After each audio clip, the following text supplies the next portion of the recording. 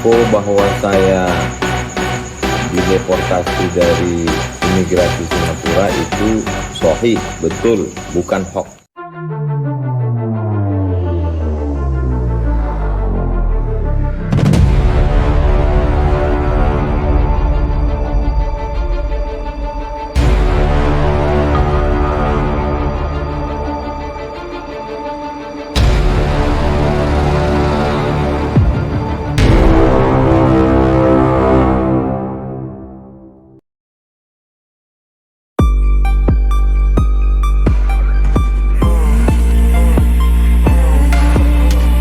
Lebih miris dari Prabowo.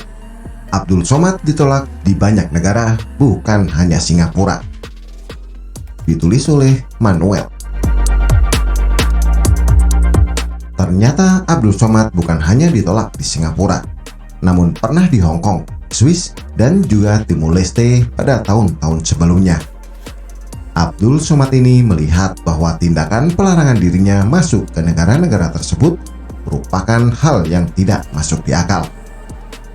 Pendukung mirip sama apa yang didukungnya.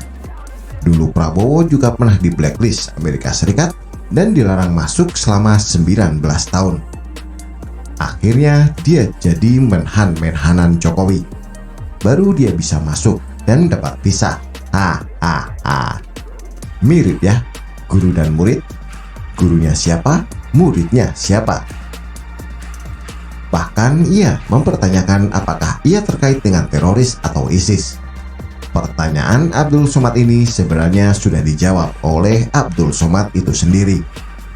Kalau kita lihat dari rekam jejak ceramahnya yang provokatif dan cenderung membela teroris, kita nggak heran kalau negara-negara lain melarang dirinya masuk ke tempat-tempat itu karena memang secara ceramah dia sangat tendensius.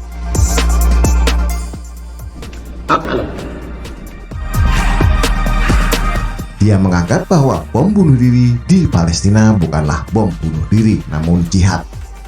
Inilah yang menjadi hal yang paling diantisipasi oleh negara-negara lain. Sedangkan negara Indonesia kelihatannya membiarkan saja ceramah Abdul Somad yang bebas dan cenderung memihak kepada radikalisme dan pemikiran Rizik Syihab yang berbahaya itu. Oleh karena itu kita melihat bahwa memang sudah sepantasnya Abdul Somad tidak boleh masuk ke negara-negara itu. Sudah 3 kali dia ditolak, artinya orang ini cukup berbahaya. Yang masuk berita besar itu 3 kali. Namun, saya tambahkan lagi bahwa dia pernah ditolak oleh negara-negara Eropa, yaitu di Switzerland. Harusnya bersama TNI berterima kasih kepada Presiden Joko Widodo karena dia tidak diusir dari NKRI karena ceramahnya yang memang cenderung radikal. Apalagi videonya yang mengatakan bahwa di salib ada jin kafirnya. Melihat dari video yang dia rekam sendiri di dalam kantor imigrasi yang katanya mirip di penjara, kelihatannya dia sedang playing victim alias bermain belaga menjadi korban. Kita melihat tindakan dari negara-negara tersebut merupakan tindakan preventif dari upaya radikalisme di negara tersebut. Saya nggak tahu apa yang menjadi agenda Abdul Somad datang. Apakah dia mau galang donasi untuk Palestina?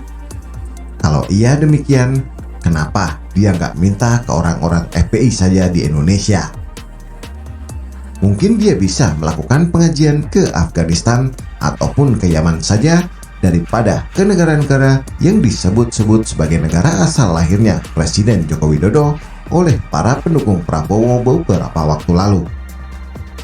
Kata para pendukung Prabowo, bapaknya Joko Widodo adalah orang Singapura. Lalu ada lagi isu-isu Partai Komunis Indonesia yang disematkan kepada Presiden Joko Widodo. Inilah yang saya kira menjadi ironi terbesar bagi Abdul Somad.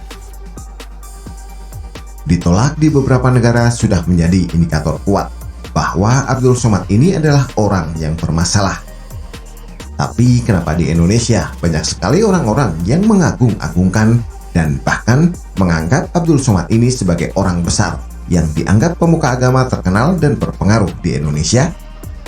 Padahal kita tahu di Indonesia ini banyak ulama yang jauh lebih baik dan memiliki pandangan yang benar. Karena memang orang Indonesia masih gampang dibodoh-bodohi. Cara pandang radikalisme ini sangat mengedepankan dualisme. Mereka memikirkan pandangan biner, ya ini, kalau nggak suci ya kafir.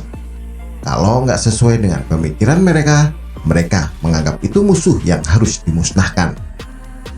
Apakah dari ucapan-ucapan Abdul Somad yang selama ini terekam jelas di media sosial, ya ini mengatakan dan mengejek agama Kristen? Mirip banget sama Rizik Syihab yang mengatakan bahwa pemimpin itu nggak boleh kafir.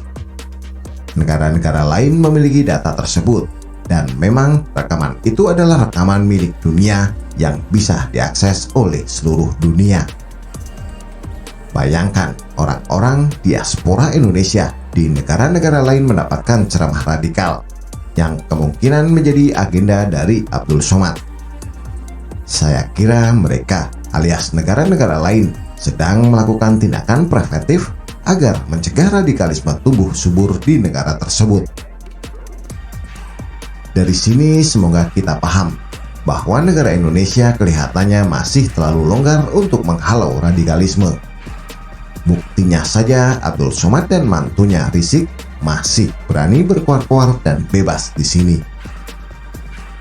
Harusnya Abdul Somad mengucapkan syukur kepada Tuhan bahwa dia masih diberikan kesempatan untuk berbicara secara bebas, mengejek bahwa di salib itu ada jin kafirnya di mimbar rumah ibadat di Indonesia.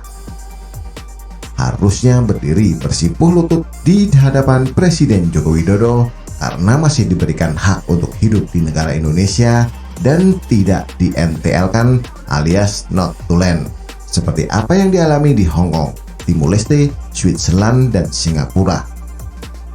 Begitulah kura-kura. Bagaimana menurut Anda? Silahkan tulis komentar di bawah.